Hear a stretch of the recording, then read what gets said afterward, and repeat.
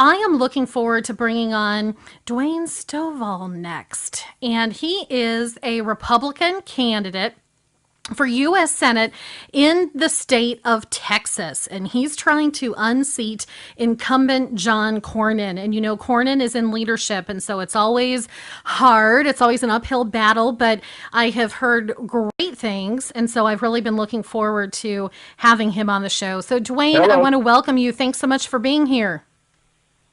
Hi. Hi, how are you today? Hey, I'm doing fine. Great. Well, thanks so much for being here. It's really wonderful to have you, and I'm looking forward to hearing about your race because I think it's a very, very important one. But first, I just want to make sure how do we say your last name so that I'm not mispronouncing it? Stovall? Stovall. Okay, good. Yeah, I did say it Stovall. correctly. Fantastic.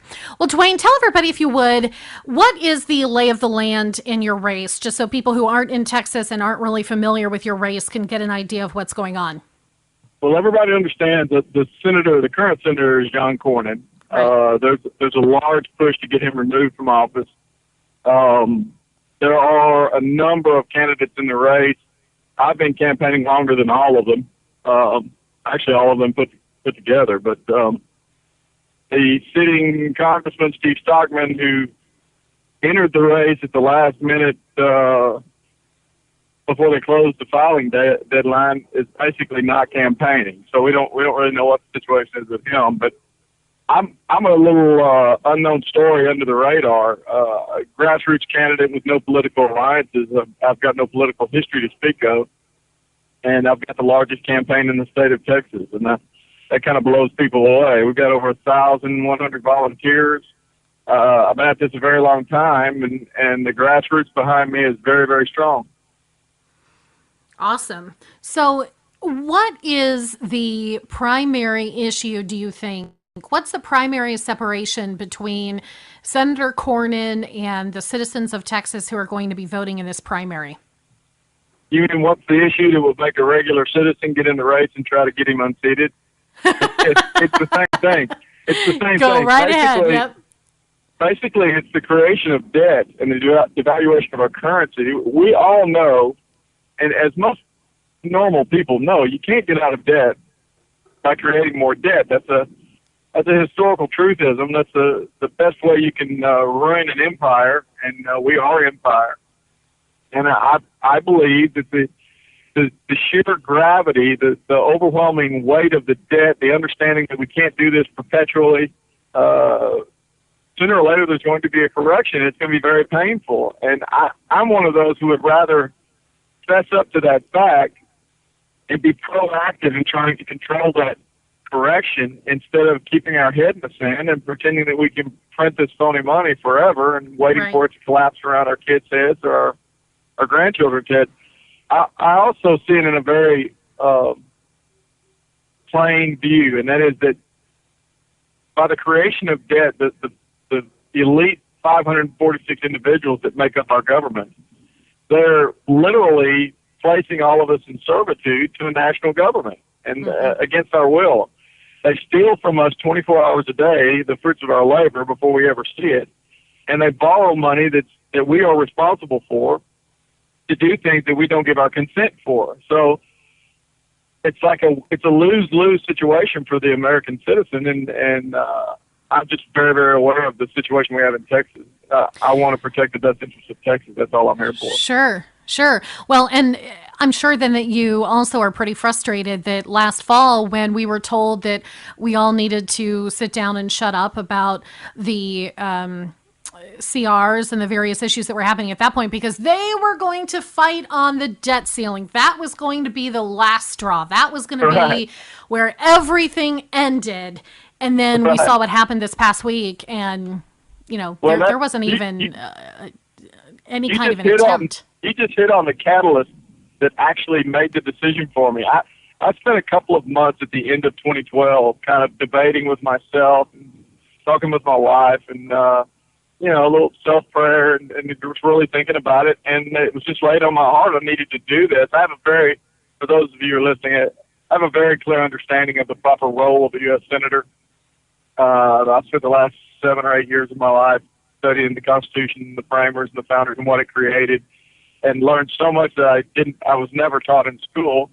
But the catalyst, that moment where you go, that's it, that epiphany, was in January of last year when Senator Cornyn did an interview where he said that those words we always hear about every 3 or 4 months where, we might have to shut the government down. And we all hear that. And a majority of us sit around and go, yeah, do it. Well, 2 weeks later, he did another interview with the Houston Chronicle. You can even Google this one and find it, where he said, we're not going to default on our debt. He can tell you unequivocally, we will not default. Well, for anybody walking down the street, that sounded fine. But if you read between the lines, what he was actually saying was, we're caving from all the debt we've created, but to keep from destroying us on my watch, I'm going to help create more debt. We're dying from all this debt, but I'm going to create more debt to push it off to the next generation. Well, and they perpetuate this argument that if the government is shut down, that if we don't increase the debt ceiling, that we cannot make payment on our debt. And it is a false argument. It is up to the government to pay things in the order that they prefer. And it would only be because Obama refused if we defaulted on something. Oh, I love you. I'm just telling you that right now. That is the biggest lie. That's the biggest piece of rhetoric that they put out in front of the public. Yeah. Everyone is given the same line of in Texas you would call it fine bovine dung, but and then you would end it with bless their hearts. Bless their hearts. That's right. They put that out there in front of us, and they say, oh, boy, if we don't raise the debt ceiling, what's going to happen? It's always grandma in Florida with a Social Security check's not going to get paid, or your sons and daughters who are in the military might not get paid, or your veterans and your grandfather might not get his benefit who's in the military. Well, those are all lies. They're card-carrying lies. If you sit down and do the math, and I can tell you from just the last round of numbers that we have, well, we'll call them we have them. We don't really know what's honest coming out of the CBO or the Treasury anymore. But that's for sure. If you take all of the money that we spend to service our debt, all of the money we spend on Department of Health and Human Services, include Medicare, Medicaid, Social Security, all entitlements, all the military, all of the Veterans Affairs, include it all without cutting the military down. I'm saying just take it as is. That worked out to be about $2.8 trillion. The issue is we took in about $3.1 trillion the last tax cycle. So the argument, and this is what I have to bring to all the Tea Party groups and the Liberty groups that I speak to, the argument is not a right-left paradigm. It's not a grandma in Florida. It's not the military. It's strictly whether or not the members of that elite government scare us, the populace, enough to coalesce with them expanding the debt because they're the ones who need it. Exactly. It's them. It's the federal government that creates this debt. The only reason they create the debt is to pay for the largesse that the 90% of is unconstitutional. Right. So no, you're exactly right. When you look at the numbers, you got 2.5 million people that are quote unquote employed by the federal government, and most of those are in agencies that are unconstitutional. That states already have an agency to copy it in their own state. So I'm one of those that's big of let's proactive divesting the unconstitutional power back to the states. Yes, I agree totally. And Dwayne, your cell phone's starting to crackle there just a little bit, so hopefully you can be in a spot where that doesn't happen anymore. But I do just want to mention too, I think that it is really important to look at the state of Texas and just to look at where this primary goes overall, because one of the things that I think concerns a lot of us who don't live in Texas is the efforts being made by the left to turn Texas blue. And I think without making a real clear choice and really having a conservative Republican versus whomever else in that race, that it just increases the possibility. I don't want to say the likelihood, but just increases the possibility that they could make an effort to elect a Democrat to this seat as well, because they are. I mean, and I know you know because you're living there. There are so many efforts to turn your state blue, and so that's something I think even in the primary that people have to pay attention to. Do you agree with that? Oh, I agree. I think it's something you need to keep an eye on. I do know that the influence in Texas is trying to drive that change, if you want to call it that. It comes from outside the state. Right. It's not Texans who are doing that. And we have people from outside the state who are trying to drive that message. The problem is core populace here in Texas is basically conservative. What you need to look at is the hidden message. The slates that are being mailed out all over the state of Texas today have these voting slates on them. We have numerous, and I couldn't begin to tell you how many there are, of these PACs or these associations that are created by Democrats here in Texas, and they call them, take your most conservative sounding right winger name, guns, God, and whatever, you name Sure. it, conservative group. And they put together a slate, and they put candidates that they want to see Republicans vote on their slate. If you track these slates back to these, like there's a Democratic doctor, a doctor in Houston who's a Democrat who sponsors just tons of these things, they select Cornyn over and over and over again. And there's a reason for that, because they don't need a red candidate at the U.S. Senate level, because he is a blue candidate. He votes with the Democrats to grow the government and to raise the debt and to give it unconstitutional power at every chance he gets. So that's an indicative sign right there. When you have the Democrats supporting Senator Cornyn, that's a bad thing. I mean, that's, to me, Oh, that's sure. worse Well, and than they're going anything to because else. he's So, moderate enough that he'll be able to align with some of his beliefs. Where has is Senator Ted Cruz staying out of this? Have you spoken with him at all? What's the situation there? Since obviously this person would, if Cornyn's gone, then the new person would be the junior senator with Ted Cruz. well, I don't think it behooves Senator Cruz to get involved in it at all. Yeah. I think politically that's a bad move. Everybody jumps up and Well, down. he I does got other people. things that aren't politically necessarily wise moves, but he does them because they're the right Well, thing to do. when So- I say that, I think basically everything he's done so far in his active service, in his position, have been politically correct. To me, I mean, I understand what you're saying. They're not necessarily PC as far as social circles, but I think his principled stances have been great. But in this dynamic, I don't think it behooves him to get involved, because sooner or later, you got to deal with whoever it is if you come out and oppose someone and you end up, I get the outcome of it. And plus, he really doesn't have anything to gain by getting involved in it. I mean, if he Right. were to endorse someone, would they win? More than likely. But No, I it don't see could just it as create a more of an necessity. issue for him. I was just curious if that had all happened in this race, because I know sometimes you do have senators who get involved in primaries, and you kind of never know how those things turn out.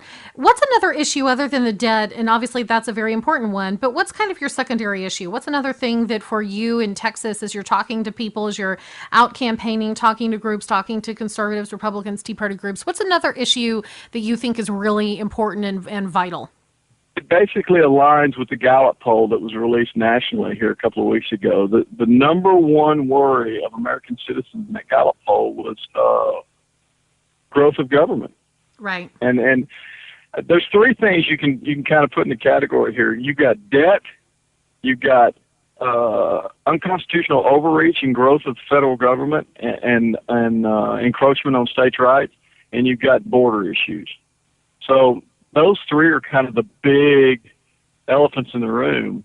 In Texas, we have such a long border and such an issue with Mexico, and not Mexican people in general, but just the influx of illegal aliens coming across the border. And right now, depending on which studies you're reading, could be as much as half or more that are what we call OTMs, other than Mexican. So these are individuals who are originating from countries that are not Mexico. They don't speak Right. Spanish, and they're coming here with unknown intentions. So it's a national security issue for me. It's Sure. a constitutional obligation of the federal government to take care of that. I'm just one of those that says the corrections are going to come from the state. They're not going to come from the federal government. Good. The state legislatures are going to have to step up and really take a firm position and start doing things for themselves. Well, and I've got to tell you, I really appreciate, and I have your bio on our website, but I really appreciate the fact that you have business experience and a business background, because so many of these small businesses, and we're running tight on time here, but so many of these small businesses are just experiencing an unbelievable amount of pressure from the federal government. I serve with the National Federation of Independent Business here in the state of Ohio, and it is unbelievable the stories that we hear and see about businesses, especially with Obamacare. How, I mean, they just have no choice. They're either going to have to send people overseas if they can, or shut down. And so I hope that's something else with your background, that you'll go to Washington, hopefully, with that always in the forefront of your mind. It is, and it's a larger issue than we think, because it's the mentality, even on the conservative side. I was at a forum last night, and one of the candidates made reference to repealing Obamacare, and listen to the words I'm going to use: repealing Obamacare and replacing it with using the government to replace it with a free market system. Yeah, that doesn't really work, does it? Yeah, that's a misnomer. I mean, I was thinking to myself, wow, you're going to get the government involved again, and somehow you're going to create free markets with the force of government? Really? But conservatives are all kind of across the board right now. I believe I'm really a conservative. I have Jeffersonian principles. I think if someone actually sees someone who's conservative, maybe it'll clear everybody's mind. Well, Dwayne, we are running tight on time, so I'm going to have to let you go. But I am so glad that you came on today. And if I can have you on again, if there's another issue that you want to talk about, please reach out anytime. When is your primary? Early voting is going right now. So if you're in Texas, get out and call your friends and family. Do whatever you got to do to get the message out there. The final voting day is March 4th. March 4th. Okay. Well, Dwayne, thank you for being on. And if you want to come on again, if there's anything we can do to help with social media or anything else, please reach out. I'll be more than happy to help. Thank you very much. It was a pleasure. And you got my number. Call me anytime. Yes, certainly do. And you can go to TexansForStovall.com to get more information about Dwayne Stovall. And again, he said if you're in Texas, you need to vote by that first Tuesday in March. So make sure that you get out there and do that. We're going to take this last break of the show here today. And then on the other side, we're going to have a